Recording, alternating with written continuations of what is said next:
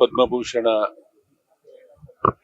Karnataka Ratna doctor Rajkumar ಅವರ 97ನೇ ಹುಟ್ಟುಹಬ್ಬವನ್ನ ವಿಶೇಷವಾಗಿ ಮಹಾಲಕ್ಷ್ಮಿ ಲೇಔಟ್ನಲ್ಲಿ ಇಡೀ ರಾಜ್ಯಾದ್ಯಂತ ಈ ಕಾರ್ಯಕ್ರಮ ನಡೆಯುತ್ತೆ. ಚಲನಚಿತ್ರ ರಂಗದಲ್ಲಿ ಕರ್ನಾಟಕಕ್ಕೆ ಮಾತ್ರ ಅಲ್ಲ, ಇಡೀ ಭಾರತಕ್ಕೆ ಮೇಲ್ಪಂಕ್ತಿ ಹಾಕಿದಲ್ಲ ಮೊದಲ ವ್ಯಕ್ತಿ ಅಂತಂದ್ರೆ ಅದು ಡಾಕ್ಟರ್ ರಾಜ್ಕುಮಾರ್ ಅವರು. ಕನ್ನಡ ಉಳಿಬೇಕು ಅಂತಂದ್ರೆ ಅವರು ಏನು ಗೋಕಾಕ್ ಚಳುವಳಿಯಲ್ಲಿ ಹೋರಾಟಕ್ಕೆ ಬರ್ತಾರೆ. ಎಷ್ಟೇ ಒತ್ತಡ ಇದ್ರು ಕನ್ನಡ ಉಳಿಸ್ಬೇಕು ಅಂತಕ್ಕಂಥದ್ರಲ್ಲಿ ಅತ್ಯಂತ ಒಂದು ಪ್ರಮುಖವಾದ ಪಾತ್ರವನ್ನ ವಹಿಸಿರ್ತಕ್ಕಂಥವ್ರು. ಅವ್ರನ್ನ ಯಾರೂ ಮರೆಯೋದಕ್ಕೆ ಸಾಧ್ಯ ಇಲ್ಲ ಅಂತ ನಟರ ಸೇವೆ ಏನಿದೆ ಇಡೀ ರಾಜ್ಯಕ್ಕಲ್ಲ ಇಡೀ ದೇಶಕ್ಕೆ ಅವರ ಸೇವೆ ಸಲ್ಲಿಸಿದ್ದಾರೆ. ಅಂತವರ ಜನ್ಮದಿನಾಚರಣೆಯನ್ನ ವಿಶೇಷವಾಗಿ ಮಹಾಲಕ್ಷ್ಮಿ ಲೇಔಟ್ನಲ್ಲಿ ಒಂದು ಕಡೆ ರಾಜ್ಕುಮಾರ್ ಇದ್ದಾರೆ, ಮತ್ತೊಂದು ಕಡೆ ಪಾರ್ವತಮ್ಮ ರಾಜ್ಕುಮಾರ್ ಇದ್ದಾರೆ, ಮತ್ತೊಂದು ಕಡೆ ಪುನೀತ್ ರಾಜ್ಕುಮಾರ್ ಇದ್ದಾರೆ, ಮುಂಭಾಗದಲ್ಲಿ ಅಲ್ಲಿ ಅಂಬರೀಷ್ ಅವರು ಇದ್ದಾರೆ. ಈ ಪುಣ್ಯಾತ್ಮ ಜನ್ಮದಿನಾಚರಣೆ ಅನೇಕ ಕಡೆ ಮತ್ತು ಸಂಜೆ ಕ್ಷೇತ್ರದಲ್ಲಿ ಸುಮಾರು ಒಂದು 20 ರಿಂದ 25 ಕಡೆ ಪೂಜೆ ಮತ್ತು ಅನ್ನದಾನ ಮತ್ತು ಕ್ರೀಡೆ ಎಲ್ಲವನ್ನೂ ಇಟ್ಕೊಂಡಿದ್ದಾರೆ ಮಹಾಲಕ್ಷ್ಮಿ ಲೇಔಟ್ನಲ್ಲಿ. ಇದನ್ನ ಪ್ರತಿ ವರ್ಷ ಅವರ ಜನ್ಮದಿನಾಚರಣೆ ಬಂದು ಹೋಗ್ತಕ್ಕಂಥದ್ದು ಒಂದು ವಾರಕ್ಕೆ. ಈ ಬಾರಿ ಒಂದು ಸರ್ಕಾರದ ಕಾರ್ಯಕ್ರಮವಾಗಿ ಏನ್ ಮಾಡಿದ್ದಾರೆ. ನಾನು ಸರ್ಕಾರವನ್ನ, ಮುಖ್ಯಮಂತ್ರಿಗಳನ್ನ, ಉಪಮುಖ್ಯಮಂತ್ರಿಗಳನ್ನ ಇದನ್ನ ಅಭಿವೃದ್ಧಿ ಪಡಿಸ್ಬೇಕು ಅಂತಕ್ಕಂಥದ್ದನ್ನ ನಾನು ಒಂದು ಒತ್ತಾಯವನ್ನ ಮಾಡ್ತೇನೆ. ಇಲ್ಲಿ ರಾಜ್ಕುಮಾರ್ ಒಂದು ಸಮಾಧಿ ಏನಿದೆ, ಪುನೀತ್ ರಾಜ್ಕುಮಾರ್ ಸಮಾಧಿ ಏನಿದೆ, ಪಾರ್ವತಮ್ಮ ಸಮಾಧಿ ಏನಿದೆ, ಸಮಗ್ರವಾಗಿ ಇದು ಅಭಿವೃದ್ಧಿ ಆಗ್ಬೇಕು. ಪ್ರತಿನಿತ್ಯ ಸಾವಿರಾರು ಜನ ಬಂದೋಗ್ತಕ್ಕಂಥ ಜಾಗ ಇದೆ. ಒಂದೊಂದು ಭಾನುವಾರ ದಿನ 5,000 ಜನ, 10,000 ಜನ ಬಂದೋಗ್ತಕ್ಕಂಥ ಜಾಗ. ಇದು ಸಮಗ್ರವಾಗಿ ಅಭಿವೃದ್ಧಿ ಪಡಿಸಿ ಅಂತಕ್ಕಂಥದ್ದನ್ನ ನಾನು ಈ ಕ್ಷೇತ್ರದ ಶಾಸಕನಾಗಿ ವಿನಂತಿಯನ್ನ ಮಾಡ್ಕೊಂತೇನೆ. ಅದನ್ನ ನಾನು ಕೇಂದ್ರ ಸರ್ಕಾರವನ್ನ ವಿನಂತಿಯನ್ನ ಮಾಡ್ಕೊಂತೇನೆ, ಒತ್ತಾಯನ ಮಾಡ್ತೇನೆ. ಇಂಥ ಮೇರು ನಟರಿಗೆ ಡಾಕ್ಟರ್ ರಾಜ್ಕುಮಾರ್ ಅವರಿಗೆ ಕರ್ನಾಟಕ ರತ್ನ ಕೊಟ್ಟಿದೆ, ಭಾರತ ರತ್ನವನ್ನ ಕೊಡಬೇಕು ಅಂತಕ್ಕಂಥದ್ದನ್ನ ಕೇಂದ್ರ ಸರ್ಕಾರವನ್ನ ವಿನಮ್ರತೆಯಿಂದ ಈ ಕ್ಷೇತ್ರದ ಶಾಸಕನಾಗಿ ನಾನು ಕೇಳ್ಕೊಳ್ತೇನೆ. ಡಾಕ್ಟರ್ ರಾಜ್ಕುಮಾರ್ ಅವರ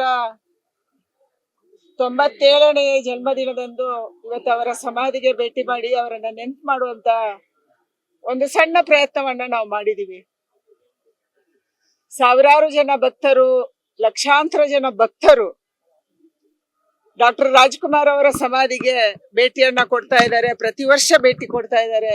ಪ್ರತಿ ಭಾನುವಾರ ಬಹಳ ದೊಡ್ಡ ಸಂಖ್ಯೆಯಲ್ಲಿ ರಾಜ್ಯದಾದ್ಯಂತದಿಂದ, ದೇಶದಾದ್ಯಂತದಿಂದ ಅವರ ಅಣ್ಣವರ ಭಕ್ತರು ಯಾರು ವಿದೇಶದಲ್ಲಿದ್ದಾರೆ ಅವರು ಒಂದ್ಸರಿ ಕರ್ನಾಟಕಕ್ಕೆ ಬಂದಾಗ ಬಂದು ಹೋಗ್ತಾರೆ.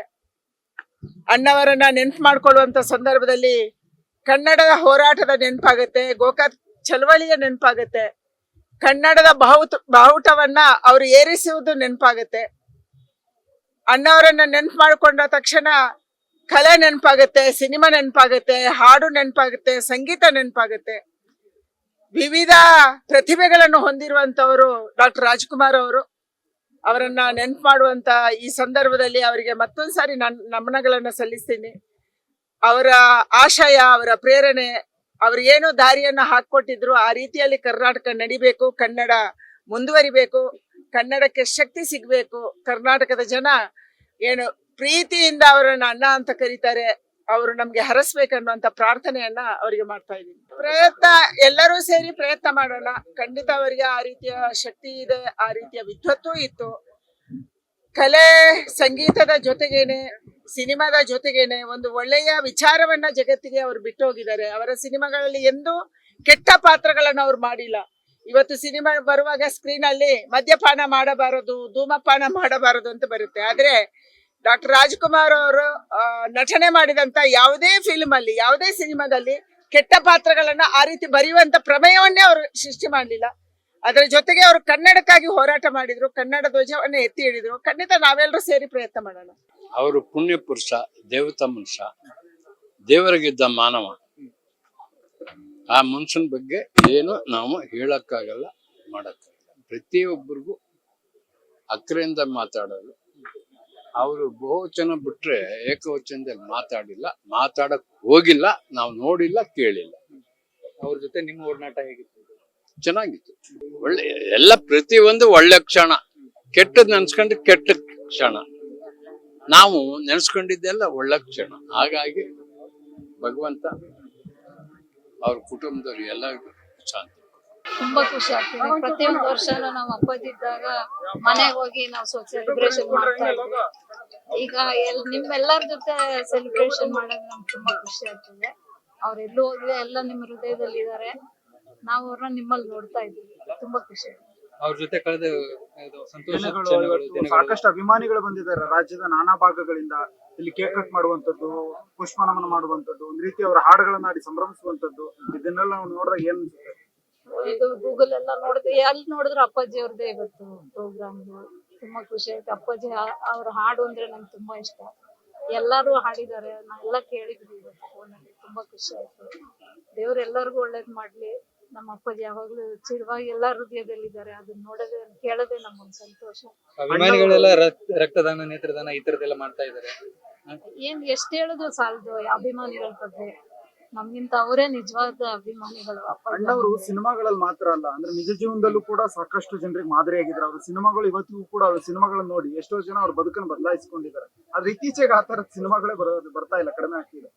ಬರ್ತಾ ಇಲ್ಲ, ಏನ್ ಮಾಡೋದು. ಆದ್ರೂ ಅದನ್ನೇ ನೋಡಿ ಎಲ್ಲ ತೃಪ್ತಿ ಪಡ್ತಾ ಇದಾರೆ. ಈಗ್ಲೂ ಎಷ್ಟೋ ಜನ ನಮ್ಗೆ ಸಿಗ್ತವ್ರೆಲ್ಲ ಹೇಳ್ತಾರೆ ಈಗ್ಲೂ ನಾವು ಅಪ್ಪಾಜಿ ಅವ್ರ ಪಿಕ್ಚರ್ ನೋಡೋದು ಅಂತ.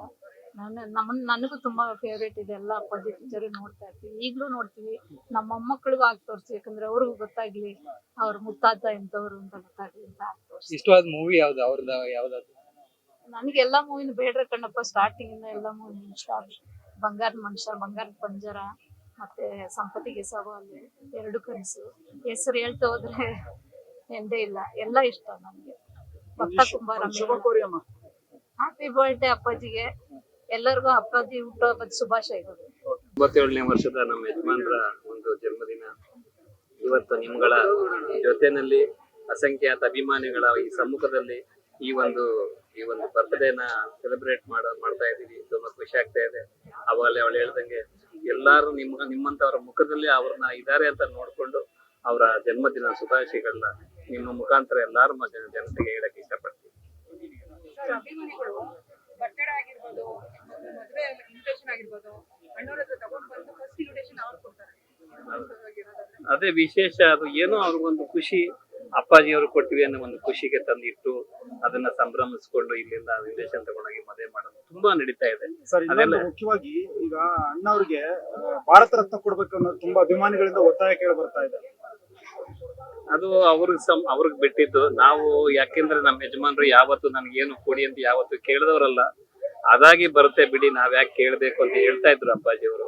ಅದೇ ರೀತಿ ಅಭಿಮಾನಿಗಳ ಕೋರಿಕೆನ ನಮ್ಮ ಯಾರು ಸಂಬಂಧಪಟ್ಟವ್ರು ನೆರವೇರಿಸ್ತಾರೆ ಅಂತ ನಾನು ಅನ್ಕೊಂಡಿದ್ದೀನಿ. ನಿಮ್ಗೆ ಬಂದು ಇಷ್ಟು ವರ್ಷ ಅದು ಬಂದು ಅವರ ಅಭಿಮಾನಿ ದೇವರುಗಳು ಬಂದು ಅಷ್ಟು ಪ್ರೀತಿ ಕೊಡ್ತಾರೆ ಅಂತ ನಮ್ಗೆ ಬಹಳ ಖುಷಿ ಆಗುತ್ತೆ ನೋಡಕ್ಕೆ. ಇಷ್ಟು ವರ್ಷ ಆದ್ರೂ ಅವರು ಆಗಲಿ 20 ವರ್ಷ ಆಗಿದ್ರು ಅದೇ ಪ್ರೀತಿ ವಿಶ್ವಾಸ ಅವ್ರ ಮೇಲೆ ಇದೆ ಅಂತ ನೋಡಕ್ಕೆ ಬಹಳ ಖುಷಿ ಆಗುತ್ತೆ. ಅವ್ರ ಸಿನಿಮಾಗಳು, ಅವ್ರು ಮಾಡಿದಂತ ಕೆಲಸಗಳು, ಅವ್ರಿದ್ದಂತ ರೀತಿ ನಮ್ಮೆಲ್ರಿಗೂ ಮುಂದಿನ ಪೀಳಿಗೆ ಇರ್ಬೋದು, ಈಗಿರ್ಬೋದು, ಎಲ್ರಿಗೂ ಅದು ಒಂದು ಮಾದರಿಯಾಗಿ ಉಳ್ಕೊಳುತ್ತೆ. ಹಾಗಾಗಿ ಬಹಳ ಖುಷಿ ಆಗುತ್ತೆ ನಾನು ನೋಡಕ್ಕೆ. ಒಬ್ಬ ನಟ ಆದವರು ಸಿನಿಮಾಗಳಲ್ಲಿ ಮಾತ್ರ ಅಲ್ಲ, ನಿಜ ಜೀವನದಲ್ಲೂ ಕೂಡ ನೂರಾರು ಲಕ್ಷಾಂತರ ಜನಕ್ಕೆ ಮಾದರಿಯಾಗಿದ್ದಾರೆ. ಸೊ ಅವರ ಸಿನಿಮಾಗಳು ಇಂದಿಗೂ ಕೂಡ ಎಷ್ಟೋ ಜನರ ಬದುಕನ್ನು ಬದಲಾಯಿಸಿವೆ. ಆದ್ರೆ ಇತ್ತೀಚೆಗೆ ಆ ರೀತಿಯ ಸಿನಿಮಾಗಳು ಬರ್ತಾ ಇಲ್ಲ. ಬರುತ್ತೆ, ಎಲ್ಲ ಒಂದು ಫೇಸ್ ಬರುತ್ತೆ. ಆ ತರ ಸಿನಿಮಾಗಳು ಅಂದಾಗ ಆ ಟೈಮ್ ಆ ಎರ ಒಂದಂಗಿತ್ತು. ಅವಾಗ ಎಂಟರ್ಟೈನ್ಮೆಂಟ್ ಅಂತ ಬಂದಾಗ ನಿಮ್ಗೆ ಕ್ರಿಕೆಟ್ ಸಿನಿಮಾ ಎರಡೇ ಇತ್ತು. ಈಗ ಇತ್ತೀಚೆಗೆ ಸೋಷಿಯಲ್ ಮೀಡಿಯಾ, ನಿಮ್ ಮೊಬೈಲ್ ಫೋನ್ ಇವಾಗ ತೆಗೆದ್ರೆ ನಿಮ್ಗೆ ಎಂಟರ್ಟೈನ್ಮೆಂಟ್ಗೆ ಕಮ್ಮಿನೇ ಇಲ್ಲ. ಒಂದ್ ಬಟನ್ ನಮ್ಗೆ ನಿಮ್ಗೆ ಏನ್ ಬೇಕು ಕೂತ್ ಜಾಗದಲ್ಲೇ ನೋಡ್ಬೋದು. ಸೊ ಹಾಗಾಗಿ ಆಗಿದ್ದಾಗ ಕಾಂಪಿಟೇಷನ್ ಎಲ್ಲ ಹೆಚ್ಚಿಗೆ ಆಗ್ತಾ ಹೋಗುತ್ತೆ. ಬಟ್ ಕನ್ನಡದಲ್ಲಿ ಒಳ್ಳೊಳ್ಳೆ ಸಿನಿಮಾಗಳು ಬರುತ್ತೆ. ಈ ವರ್ಷ ಬಂದಿದೆ, ಲಾಸ್ಟ್ ಇಯರ್ ಬಂದಿದೆ, ಮುಂದೆನೂ ಬರ್ತಾ ಇರುತ್ತೆ. ನಾವುಗಳು ಸಿನಿಮಾಗಳು ಮಾಡ್ತಾ ಇರ್ತೀವಿ ಮುಂದೆನೂ. ಸೊ ನೋಡ್ಕೊಂಡು ಒಳ್ಳೆ ಕಂಟೆಂಟ್ ಓರಿಯೆಂಟೆಡ್ ಸಿನಿಮಾಸ್ನ ಹಾಗೂ ಈಗಿನ ಒಂದು ಜನರೇಷನ್ ಯಾವ ತರ ಸಿನಿಮಾ ಮಾಡಬೇಕು, ಈ ಶೋಕಿಗೆ ಇದೆಲ್ಲ ಪಕ್ಕಕ್ಕಿಟ್ಟು ಕಂಟೆಂಟ್ ಮೇಲೆ ಕಾನ್ಸಂಟ್ರೇಷನ್ ಮಾಡಿ ಸಿನಿಮಾಗಳು ಮಾಡೋದು ಒಳ್ಳೇದು ಅಂತ ನಾವು. ಮಕ್ಕಳನ್ನ ತುಂಬಾ ಇಷ್ಟಪಡ್ತಿದ್ರು.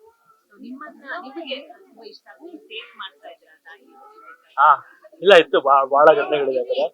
ಹಾಗೆ ಗ್ರ್ಯಾಂಡ್ ಚಿಲ್ಡ್ರನ್ ನಾನೇ ಮೋಸ್ಟ್ ನಾಟಿಯಸ್ ಅಂತ ನಾನೇನೆ. ನಮ್ ತಾತನಿಗೆಲ್ಲ ನಾನು ಬಹಳ ಓಡಾಡಿ ನಮ್ಗೆಲ್ಲ ಏನಂತೀರಿ ಬುದ್ಧಿ ಹೇಳೋದು ತುಂಬಾ ಇದೆ ನಮಗೆ. ಹಲವಾರು ಘಟನೆಗಳಿದೆ ಆ ತರ. ಯಾಕಂದ್ರೆ ನಾನು ಊಟ ತಿಂತಿದ್ದೆ ಕಮ್ಮಿ ಚಿಕ್ಕ ವಯಸ್ಸಲ್ಲಿ, ಹಾಗಾಗಿ ನಾನು ನಡ್ಕೊಂಡು ಹೋಗ್ಬೇಕಂದ್ರೆ ಓಡಾಡ್ಬೇಕಂದ್ರೆ ನನ್ನ ಕರೆದು ಕೂರಿಸಿ ನಳಿ ಮೂಳೆ ಅದೆಲ್ಲ ಕೊಡೋರು ಚೆನ್ನಾಗಿ ತಿನ್ನಕ್ಕೆ ಅಂತ. ನಾನು ಈಗ ಸಣ್ಣಕ್ಕಿದ್ದೆ ಅದು ನಾನು. ಆಮೇಲೆ ಇದಿದೆ, ಸ್ಕೂಲ್ಗೆ ಡ್ರಾಪ್ ಮಾಡೋದಿದೆ ಅವಾಗ ಸಣ್ಣ ವಯಸ್ಸಲ್ಲಿ. ಆಮೇಲೆ ಬರ್ಡೇ ಇದೆ, ಇದೇ ಸಮಾರಂಭ ಅಂತ ಬಂದಾಗ ಇವಾಗ ಈ ತರ ಇದೆ. ಅವ್ರಿದ್ದಾಗ ಆ ಒಂದು ಕೂಗಾಟನೇ ಬೇರೆ ಇತ್ತು. 23 ರಾತ್ರಿ 12 ಗಂಟೆ ಮೇಲೆ ಸ್ಟಾರ್ಟ್ ಆಗೋದು. ಡಾಕ್ಟರ್ ರಾಜ್ಕುಮಾರ್ಗೆ ಜಯ ಅಂತ ಕೂಗೋರು ಜನ, ಕೇಕ್ಗಳು, ಏನ್ 72 kgs ಕೇಕ್ ಎಲ್ಲ ನಾವು ಅವಾಗ್ಲೇ ನೋಡ್ಬಿಟ್ಟಿದ್ದೆ. ಫಸ್ಟ್ ಕ್ಲಾಸ್ ಬತ್ರ ನೋಡಕ್ಕೆ ಖುಷಿ ಕಣ್ಮುಂದೆ. ಆಮೇಲೆ ಅವಾಗೆಲ್ಲ ಈ ತರ ಇವಾಗ ರೆಕಾರ್ಡ್ ಮಾಡಿ ಇಷ್ಟು ಕ್ಯಾಮ್ರಾಗಳಿದೆ, ಅವಾಗೆಲ್ಲ ಕಮ್ಮಿ. ಸೊ 2-3 ಕ್ಯಾಮ್ರಾಗಳ ಮುಖಾಂತರ ನಾವು ನೋಡ್ತಾ ಇದ್ವಿ ಅಷ್ಟೇ. ಬಟ್ ಆ ಒಂದು ಕ್ರೇಜ್ ಅವಾಗ ನೋಡ್ತಾ ಇದ್ದೆ, ಮರದ ಮೇಲೆ ನಿಂತ್ಕೊಂಡು ಕೂಗೋರು. ಆಮೇಲೆ ನಮ್ಮ ಬಾಲ್ಕನಿಲಿ ಇನ್ನೂ ನಪ್ಪಿದೆ, ಈ ಬ್ಯಾಂಬೂಸ್ ಅಲ್ಲಿ ಇದು ಬರ್ತಾ ಇತ್ತಲ್ಲ, ಏನಂದ್ರೆ ಈ ಒಂದು ಕಿಟಕಿನ ಕವರ್ ಮಾಡಕ್ಕೆ. ನಾವು ಸುಮ್ನೆ ಚಿಕ್ಕ ಹುಡುಗ, ನಾವು ಬೇಕು ಹೋಗಿ ಸುಮ್ನೆ ಹಿಂಗ್ ಸರ್ಕ್ಬಿಟ್ಟು ಕೈ ಹಿಂಗ್ ಮಾಡಿದಾಗ ಜನ ಕೂಗೋರು, ಮನೆಯಿಂದ ಯಾರೋ ಕೈ ತೋರಿಸ್ತಾ ಇದಾರೆ ಅಂತ. ಆತರ ಅದೆಲ್ಲ ನೋಡಿ ಮುಗಿಸ್ಕೊಂಡು ಭುಜಂಗ್ ಶೆಟ್ಟಿ ಅಂತ ಒಬ್ರಿದ್ರು, ನಾರಾಯಣ ನೇತ್ರಾಲಯ ಇದೆಯಲ್ಲ, ಅದು ಮುಗಿಸ್ಕೊಂಡು ಸಾಯಂಕಾಲ ಇಡೀ ಕುಟುಂಬ ಅಲ್ಲಿ ಅವ್ರ ಫಾರ್ಮ್ ಹೌಸ್ ಹೋಗ್ತಾ ಇದ್ವಿ. ಅಲ್ಲಿ ಫಾರ್ಮ್ ಹೌಸ್ ಹೋಗ್ಬಿಟ್ಟು ನಾವು ಮಾತ್ರ ಪ್ರೈವೇಟ್ ಫ್ಯಾಮಿಲಿ ಮೆಂಬರ್ಸ್ ಮಾತ್ರ ಒಂದು ಡಾನ್ಸ್ ಪ್ರೋಗ್ರಾಮ್, ಶಿವಣ್ಣ ಮಾಮ ನಾವೆಲ್ಲ ಡ್ಯಾನ್ಸ್ ಮಾಡ್ತಾ ಇದ್ವಿ. ಹಾಗೆ ಅಲ್ಲಿ ಒಂಥರ ಸ್ಮಾಲ್ ಕೇಕ್ ಕಟ್, ಸ್ವಿಮ್ಮಿಂಗ್ ಎಲ್ಲ ಮಾಡ್ಕೊಂಡು ನಾವೆಲ್ಲ ಅಲ್ಲಿ ತಾತನು ಡ್ಯಾನ್ಸ್ ಮಾಡೋರು, ಎಲ್ಲೆಡೆ ಆಡ್ಕೊಂಡು ಅವ್ರು. ಆಮೇಲೆ ಎಂಡಲ್ಲಿ ಮುಗಿಸ್ಕೊಂಡು ರಾತ್ರಿ ಮನೆಗೆ ಬರ್ತೇವೆ ಸದಾಶಿವರ ಮನೆಗೆ. ಏನ್ ಸದಾಶಿವರ ಮನೆಯಲ್ಲಿ ನೀವು ಆ ಮನೆ ಹಳೆ ಮನೆ ನಪ್ಕೆ ಇದೆಯಲ್ಲ ನೋಡಿದ್ರೆ, ಅಲ್ಲಿ ಗೇಟ್ ತೆಗೆದ್ರೆ ಬ್ಯಾಸ್ಕಿನ್ ರಾಬಿನ್ಸ್ ಇಂದ ನಿಮ್ಗೆ ಮಿನಿ ಮಾರ್ಕೆಟ್ ವರೆಗೂ ರೆಡ್ ಕಾರ್ಪೆಟ್ ಹಾಕಿರೋರು ಕೆಳಗಡೆ, ಮೇಲೆ full serial set light. So full light. So ರಾತ್ರಿ ಎಲ್ಲ ಅಲ್ಲೇ ಓಡಾಡ್ಕೊಂಡು ನಾವೆಲ್ಲ ಸಖತ್ತಾಗಿರೋದು, ಆ ಫೀಲ್ ಬೇರೆ ಇತ್ತು. ಅದೇ ಇದಾಗಿದೆ, ಇದು ಹೇಳೋದಲ್ಲ, ಇದು ಪ್ರತಿ ವರ್ಷ ನಡೆಯೋದು. ಸೊ ಪ್ರತಿ ವರ್ಷ ಆಗ್ತದಂಗೆ ನಾವು ಬೆಳಿತದಂಗೆ ನೋಡ್ತಾ ಇದ್ದಂಗೆ ಎಲ್ಲ ನಮ್ಗೆ ಆ ಮೆಮೊರೀಸ್ ಹಂಗೆ ಉಳ್ಕೊಳ್ಳೋದು. ಆಮೇಲೆ ಒಂದ್ಸತಿ ಕ್ರಿಕೆಟರ್ಸ್ ಎಲ್ಲ ಬಂದಿದ್ರು, ವೆಂಕಟೇಶ್ ಪ್ರಸಾದ್ ಸರ್ ಬಂದಿದ್ರು, ಜವಗಲ್ ಶ್ರೀನಾಥ್ ಸರ್ ಬಂದಿದ್ರು, ರಾಹುಲ್ ದ್ರಾವಿಡ್ ಅವ್ರು ಬಂದಿದ್ರು ಮನೆಗೆ ವಿಶ್ ಮಾಡಕ್ಕೆ. ಇನ್ನೂ ನಾಪ್ಕಿದೆ, ಮೊನ್ನೆ ನಾನು KCA ಹೋದಾಗ್ಲೂ ಅದಕ್ಕೆ ನಮ್ಮ ಮೆಂಬರ್ಶಿಪ್ ಮಾಡಕ್ ಹೋದಾಗ್ಲೂ ಸರ್ ಇದ್ರು, ವೆಂಕಟೇಶ್ ಪ್ರಸಾದ್ ಸರ್ ಇದ್ರು. ಅವ್ರು ಹೇಳಿದೆ, ಹಿಂಗೆಲ್ಲ ನಿಮ್ ತಾತನ ಬರ್ಡೇಗೆಲ್ಲ ಬಂದಿದ್ವಪ್ಪ ಮನೆಗೆ ಅನ್ಕೊಂಡೆ. ಅದೆಲ್ಲ ಮೊನ್ನೆ ಹೇಳಿದ್ದು ನಾಪ್ಕಿದೆ ನನಗೆ. ಅದಕ್ಕೆ ಫಸ್ಟ್ ಕ್ಲಾಸ್ ಆಗಿತ್ತು ಸೆಲೆಬ್ರೇಷನ್, ಬೇರೆನೇ ಇತ್ತು. ಅವಾಗೆಲ್ಲ ಈ ಫೋನು ಇವೆಲ್ಲ ಇಲ್ವಲ್ಲ, ಅವಾಗ ಕಣ್ಣಲ್ಲೇ ನೋಡ್ಕೊಂಡು ಖುಷಿ. ನಮ್ಗೆ ಅವಾಗ ಚಿಕ್ಕ ವಯಸ್ಸು ನಮ್ಗೆ ಗೊತ್ತಿರಲಿಲ್ಲ, ನಮ್ ತಾತನ್ಗೆ ಯಾಕೆ ಇಷ್ಟು ಜನ ಬರ್ತಾರೆ, ನಮಗ್ ಮಾತ್ರ ಬರೀ ಮನೆಯವ್ರು ಇರ್ತಾರಲ್ಲ, ಅದು ನಾವು ತಾತನ್ಗೆ ಯಾಕೆ ಇಷ್ಟು ಜನ ಬರ್ತಾರೆ ಅಂತ. ಆಮೇಲೆ ನೋಡಿದಾಗ ಅವ್ರು ಯಾರು, ಯಾಕೆ ಜನ ಬರೋರು, ಬೇರೆ ತರನೇ ಇತ್ತು. ಆ ಫೌಂಟೇನ್ ಪೆಪ್ಸಿ ಅಂತ ಬರೋದು ಅವಾಗ, ನೀರಲ್ಲಿ ಮಿಕ್ಸ್ ಮಾಡ್ತಿದ್ವಿ ಅದನ್ನ, ಮತ್ತೆ ನಂದಿನಿ ಹಾಲು ಎಲ್ಲ ಗಾರ್ಡನ್ ಎಲ್ಲ ಇಟ್ಟಿದ್ವಿ, ಎಲ್ಲ ಜನಕ್ಕೆ ಬರೋರ್ಗೆಲ್ಲ ಕೊಡ್ತಾ ಇದ್ವಿ. ಸಖತ್ತಾಗಿರೋದು, ಫಸ್ಟ್ ಕ್ಲಾಸ್. ಅಭಿಮಾನಿಗಳು ಭಾರತ ರತ್ನಕ್ಕೆ ಒತ್ತಾಯ ಮಾಡ್ತಾ ಇದ್ದಾರೆ. ನಿಮ್ ತಾತನವ್ರಿಗೆ ಅಂದ್ರೆ ಭಾರತ ರತ್ನ ಕೊಡ್ಬೇಕು. ಅವ್ರು ಎಲ್ಲಾ ಅವಾರ್ಡ್ಸ್ ಇಂದ ಮೀರಿದವ್ರಮ್ಮ, ಅದೆಲ್ಲ ಅವಾರ್ಡ್ಸ್ ಅದೆಲ್ಲ ಅವರು ಎಲ್ಲರೂ. ಯಾಕಂದ್ರೆ ಜನರ ಪ್ರೀತಿಗಿಂತ ಯಾವ ಬಿಗ್ಗೆಸ್ಟ್ ಅವಾರ್ಡ್ ಅದೇ. ಸೊ ನನ್ಗೆ ಅವ್ರು ಎಷ್ಟು ಅವ್ರನ್ನ ನೆನ್ಸ್ಕೊಂತ ಇರ್ತಾರೋ ಅದೇ ಬಿಗ್ಗೆಸ್ಟ್ ಅವಾರ್ಡ್ ಅವ್ರಿಗೆ. ಸೊ ಈ ಬಿರುದೇ ಕೊಡ್ಬೇಕು, ಅದೇ ಕೊಡ್ಬೇಕು ಅನ್ನೋದು ಏನಿಲ್ಲ. ಅವ್ರು ಜನರ ಹಾರ್ಟ್ಲಿ ಯಾವಾಗ್ಲೂ ಇರ್ತಾರಲ್ಲ, ಅದೇ ಬಿಗ್ಗೆಸ್ಟ್ ಅವಾರ್ಡ್ ಅವ್ರಿಗೆ. ಈಗ ಜಸ್ಟ್ ನೆನ್ನೆ ಹುಡ್ಸ್ಕೊಂಡ್ ಬಂದೆ. ಸೊ ಶಿಮ್ಲಾಲ್ ಇತ್ತು, 25 ದಿನ ಶೆಡ್ಯೂಲ್ ಇತ್ತು. ಶಿಮ್ಲಾ, ಜೈಪುರ್, ವಾರಣಾಸಿ, ರಾಜಸ್ಥಾನ್, ಉತ್ತರ ಪ್ರದೇಶ ಎಲ್ಲ ಮುಗಿಸ್ಕೊಂಡ್ ಬಂದ್ವಿ. ಒಂದಷ್ಟು ಕಡೆ ತುಂಬಾ ಟ್ರಾವೆಲಿಂಗ್ ಇದೆ ಸಿನಿಮಾಲಿ, ಮುಗಿಸ್ಕೊಂಡ್ ಬಂದ್ವಿ. ಸೊ ಅದೇ ಸೆಕೆಂಡ್ ನೋಡಿದಾಗ ನನಗೆ ಅಲ್ಲಿ 44-45 ಡಿಗ್ರಿ, ಇಲ್ಲಿ ಮತ್ತೆ ಆ ಸೆಕೆಂಡ್ ನೋಡಿದ್ರ ಭಯಂಕರ ಇದೆ ಅಂತ ಅನ್ಸುತ್ತೆ. ಬಟ್ ಅದೇ ಶೂಟಿಂಗ್ ಫಸ್ಟ್ ಕ್ಲಾಸ್ ನಡೀತಾ ಇದೆ, 95% ಆಗಿದೆ, ಇನ್ನು 5% ಬಾಕಿ ಇದೆ. ಹೌದು ಆಂಟಿ ಮತ್ತೆ ಮಾಮ ಅವರೇ. ಅವ್ರು ನನ್ಗೆ ತಾತ ಅಜ್ಜಿ ಹೇಗೋ ನಮ್ಮ ಕುಟುಂಬಕ್ಕೆ, ನನಗೆ ಪರ್ಸನಲಿ ನನಗೆ ಶಿವಣ್ಣ ಮಾಮ, ಗೀತಾ ಆಂಟಿ ಅವ್ರು. ಹಾಗೆ ಸೊ ಅವ್ರ ಬಗ್ಗೆ ಎಷ್ಟು ಮಾತಾಡೋದು ಕಮ್ಮಿನೇ. ಸೊ ನಮ್ಗೆ ಒಂದು ಅವಕಾಶ ಕೊಟ್ಟಾಗ ಅದನ್ನ ನಾವು ಹೇಗೆ ಉಪಯೋಗ ಪಡ್ಕೊಂತೀವಿ ಅನ್ನೋದು ನಮ್ಗೆ, ಆದ್ಮೇಲೆ ಮುಂದೆ ಅವ್ರಿಗೆ ಅದು ಒಳ್ಳೆ ಹೆಸರು ಕೊಡ್ಬೇಕು ಅನ್ನೋದು ನಮ್ಮ ಒಂದು ಆಸೆ.